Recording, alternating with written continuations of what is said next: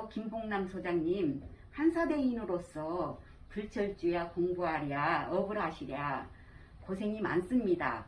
오늘 이 자리를 빛내주시려고요. 인터뷰에 응해주셔서 대단히 감사드립니다. 네, 안녕하세요. 이민자 소장님. 또 이렇게 색다른 경험으로 만났네요. 감사해요. 오늘 모신 이유는 개업공인중개사로서 중개업도 하시고 공부도 하시면서 일과 공부를 잘하시는 공인중개 실무에서도 중개도 투자도 잘하는 나만의 노하우라든지 경험에 대해 말씀 부탁드립니다. 우선 이민자 소장님 덕분으로 저도 최선을 다해서 학점 이수를 했고 무사히 잘 마칠 것 같아요. 고맙습니다. 지금 40만 공인중개사가 세상에 부동산 중개업은 치열하지만 또 매력적인 직업이 아닌가 싶습니다. 하지만 막상 시험에 통과하였다 해도 공인중개사 실무에 도전하면 큰 산을 마주한 듯 막막하고 답답하기 마련입니다. 실무와 시험 관련 공부는 큰 차이가 있기 때문입니다. 따라서 실무 공부를 하고자 여러 가지 정보망을 통해 정보를 얻고자 하는 분들이 많이 계실 겁니다. 하지만 실무 정보는 실전 경험을 많이 하고 내공이 많이 쌓인 전문가에게 듣는 게 가장 정확하고 도움이 많이 될 것입니다.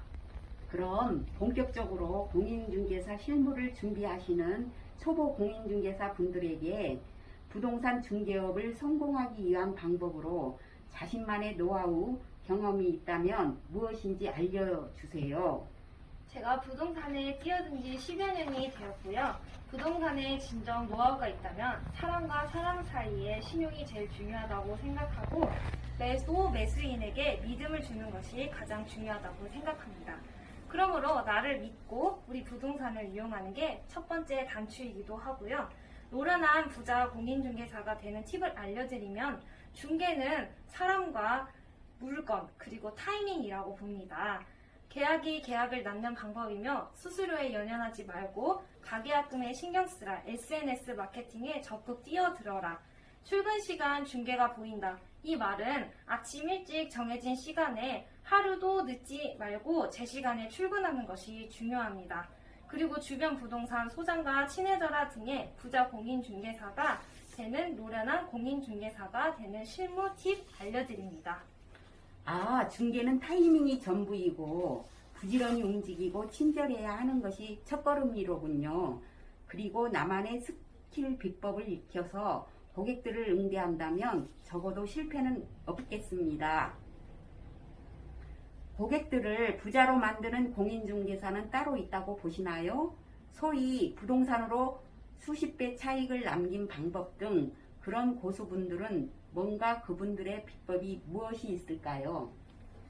고수분들의 비법이란 투자의 절대적인 성공 법칙이 아니라 투자의 기본적인 원리를 이해하고 자신의 성향, 환경에 맞는 투자 원칙, 방법을 선택한 후 실행하는 데 있어 뛰어나고 실행 과정에서 발생하는 다양한 변주들에 대해서는 대응하는 방법을 깨달은 것입니다.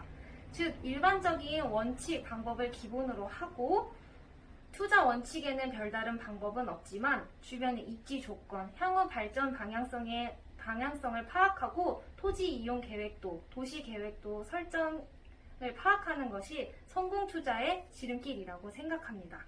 그럼에도 불구하고 고수분들의 방법이 달리 보이는 것은 그분들의 실행하는 과정과 그 결과물을 보고 기본 원리와 원칙 방법은 너무 일반적이어서 도드라 보이지 않고 세부적인 실행과 각 사례의 변주에 대해 대응의 특이성이 도드라져 보였기 때문일 뿐입니다. 그렇군요. 투자의 비법이나 고수만이 가지고 있는 비법은 도시 균형 발전성의 이해라고 보시는군요. 이렇게 이야기하면 너무 매정한 말인 것 같지만 아쉽게도 현실이 더 냉정할 뿐입니다.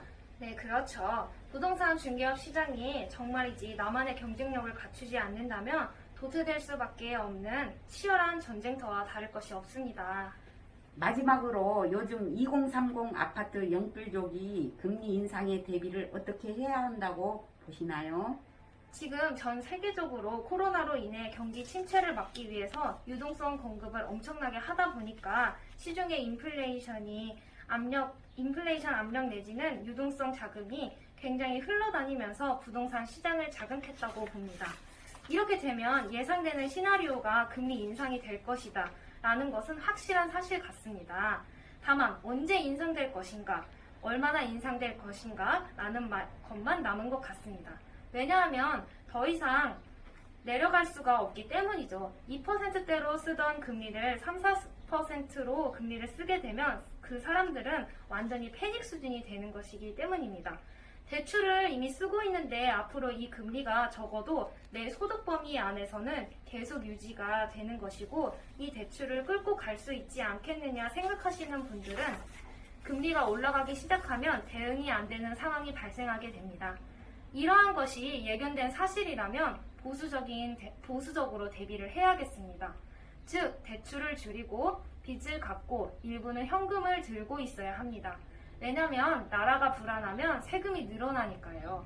세금을 대출받아서 낼 수 없으니까 세금을 못 내면 집이라도 팔아야 하니까요. 그러므로 세금을 내기 위한 현금을 쌓아놓고 살아야 하는 것이죠. 전문가들은 금리 인상이 당장 시행될 것인가에 대한 것은 생각해 볼 필요가 있고 아직도 코로나19 상황이 끝나지 않았기 때문이라고 말합니다. 오늘 귀한 시간 감사드립니다. 코로나로 비록 자주 뵙지는 못하더라도 마음만은 늘 함께였으면 합니다. 고생하셨습니다. 감사합니다. 네, 네, 늘 마음만은 함께 하겠습니다. 감사합니다.